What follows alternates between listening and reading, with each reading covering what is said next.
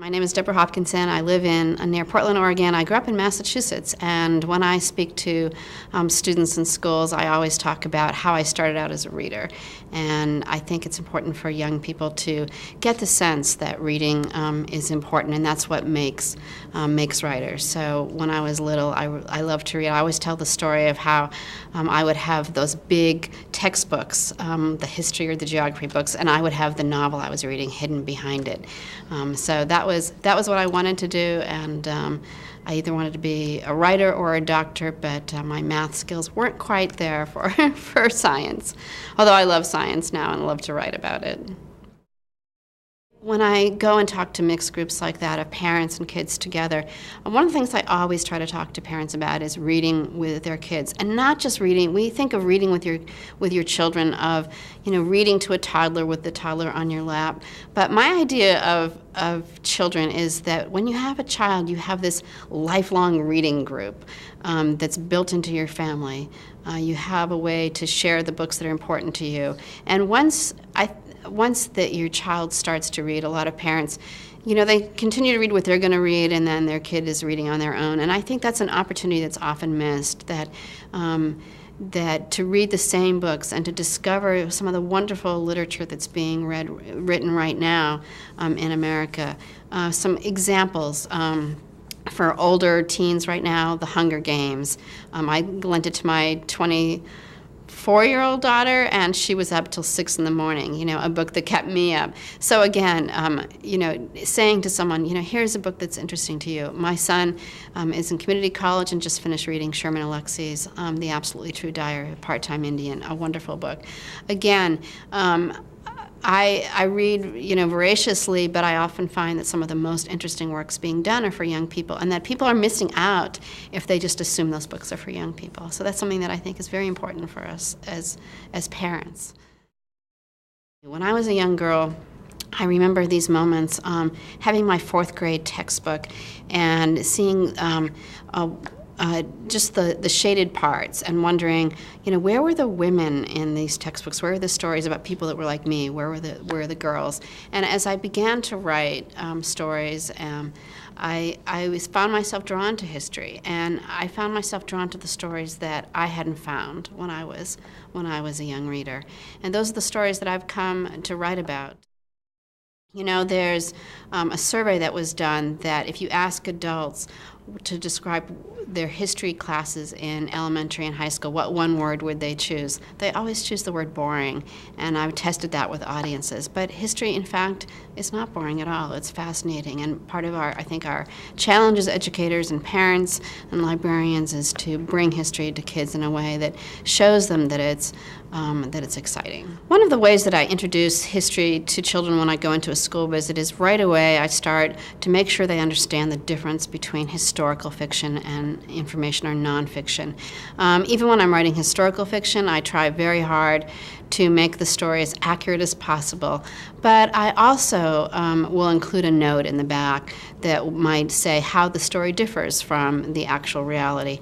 I see historical fiction in many ways as a jumping off point for young readers, that they will start following threads into history and wanting to learn more. And so it's very important, especially then in picture books, to get the illustrations right, and that's something that I've worked a lot about on.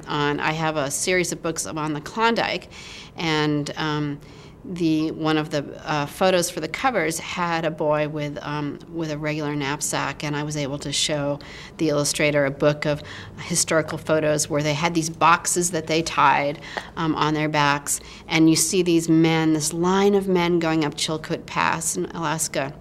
And the editor said, could there have been that many people? And yes, there were, because they had to take their supplies over.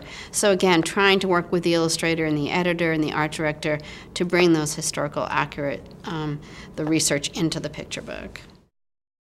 As someone who's written about history for a number of years now, I've tried with each of my books to approach history in a different way, and I've become very interested in historical literacy and what that means and how we study history and how we can help children study history. In my new book, Abe Lincoln Crosses the Creek, I've really taken that to a different level, I think. The story is about an incident in Abe Lincoln's childhood when a boy named Austin Gulliher saved him from drowning. There are many incidents about Lincoln's childhood that are obviously made up, but this one, pretty much, we sense that there is some basis in fact, and there was a relationship between these two men. What I do in the story is really have kids become historians themselves and think about the story. What do we know about it? Could it have happened this way? Could it have happened a different way? And how do we know that? And one of the things that the book says, if you weren't there, you can't know for sure. And that's the fun part about being interested in history and learning about history, is that we are discoverers and we are explorers in history, trying to piece together. One of the things that's been interesting to me in the last year is to talk with children in schools who are very much in this election season that we've just gone through here in fall 2008, get a sense of history themselves, what it means to be part of a big historical moment. And many times I think those of us who are older and have these memories of things that happened to us in history, the assassination of John F. Kennedy, we remember that. And I think that the young people growing up today and this year will have that sense of history. And a book like Abe Lincoln Crosses the Creek is a way for them to look at the different aspects of history and start to be historians themselves. One more thing I might add on this is historians, when they talk to each other, they argue with each other and they fight and they have different points of view. But many times our history textbooks for kids have what someone's called a corporate author. This is the way history was. These are the names, these are the facts. But knowing more history is not knowing more facts. Knowing more history is knowing how to read. And I think in Abe Lincoln Crosses the Creek, it's a way to start that process with the youngest readers. I had 60 books in my by my desk for years, and I had so much that I decided to also try to do nonfiction for the first time. Shutting Out the Sky, Life in the Tenements of New York was that book, and it follows the immigrant experience from 1880 to 1924, when people came over from Eastern Europe and Italy. And then it talks about what life was like on the Lower East Side. It's been very interesting for me to use that book in classrooms with children, and also to have them look critically at the photographs. That's one of the things that I've been doing with kids a lot, is have them get a sense of history by looking at the photographs and seeing what they might be able to tell. I was recently in Lowell, Massachusetts, where I was born and grew up, and my second nonfiction, longer book is called Up Before Daybreak, Cotton and People in America. And there you can actually see in the Lowell Historical National Park what a mill was like. So those books tie together in a way of looking at aspects of our history that were very much important to children. Children were involved in the fields as enslaved workers, as sharecropping kids after the Civil War, in mill workers. And I think that's a way into history for kids, is to see that what their lives might be like if they lived in a different time. One of the things that I talk to kids about in schools a lot is, where do writers get ideas? At my presentation many times it's called What Makes a Writer? Readers make writers, and writers are someone who keep looking, who listen. I was recently in a school in Washington State, and after I left, the teacher told me that the fourth graders had all decided to go and do historical fiction based on buildings in their community. So I think of a writer as someone who has their antenna up. You're always looking for ideas for stories. It might be something you see in the newspaper, it might be something you hear on the radio, it might be something you experience. And I always keep my eyes and ears open that way. But what I choose to write about sometimes doesn't always end up in a book, and that's another thing that I think it's important for young readers and young writers to know, that writers, it's a process, and I don't magically have one idea and then it becomes a best-selling book.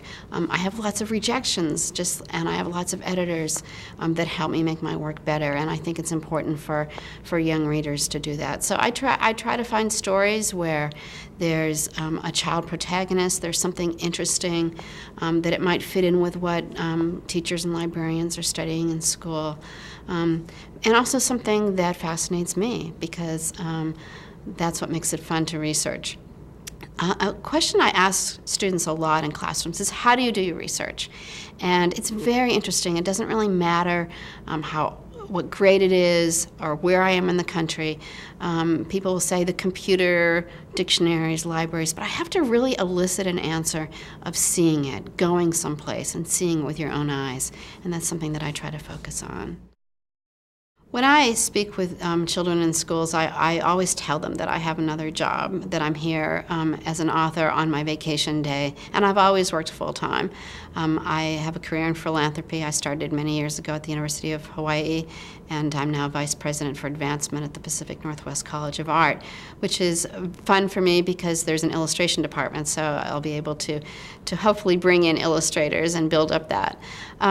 One of the things I think it's important for children to know about is that if you have a dream and something that you really want to do, you may not always be able to do it full time. We live in a culture that's very celebrity driven, and I think our ideas of success are sometimes like, well, if we can't make it on American Idol, or if we're not a movie star, then we can't be an actor. And I think that's the same way with writing. So for me, I've always balanced those two things. We have two grown children who are still living at home.